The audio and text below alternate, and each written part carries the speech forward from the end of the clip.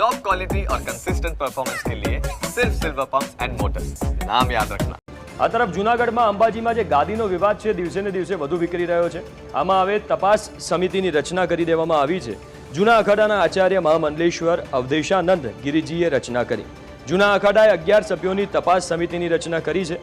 મહેશગીરી બાપુએ લગાવેલા આરોપોની પણ તપાસ કરવામાં આવશે. તપાસ કરીને સમિતિ એક અઠવાડિયામાં રિપોર્ટ રજૂ કરશે.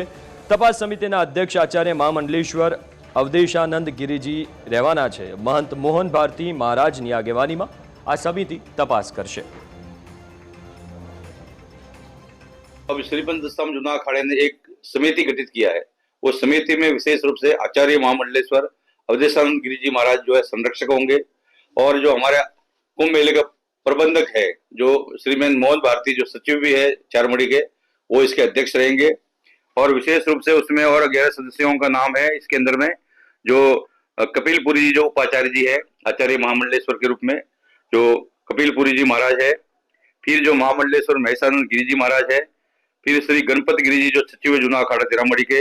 फिर मेरा नाम है महंत नारायण गिरी जी है. फिर महंत केदारपुरी जी है. फिर श्री महंत सिद्धेश्वर एती जी है. श्री महंत आनंद गिरी जी महाराज है.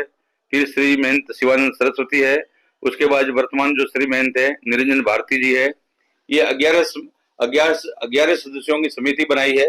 जूना अखाड़ा जांच करेगा कि ये जो रमेश ये जो है विशेष रूप से महेश गिरी जी ने जो षड्यंत्र कौन सा षड्यंत्र के तहत जो है जो जूना अखाड़े की परंपराओं को विरासत को समाप्त करने का जो षड्यंत्र किया है, इनके पीछे कौन कौन लोग है क्या है,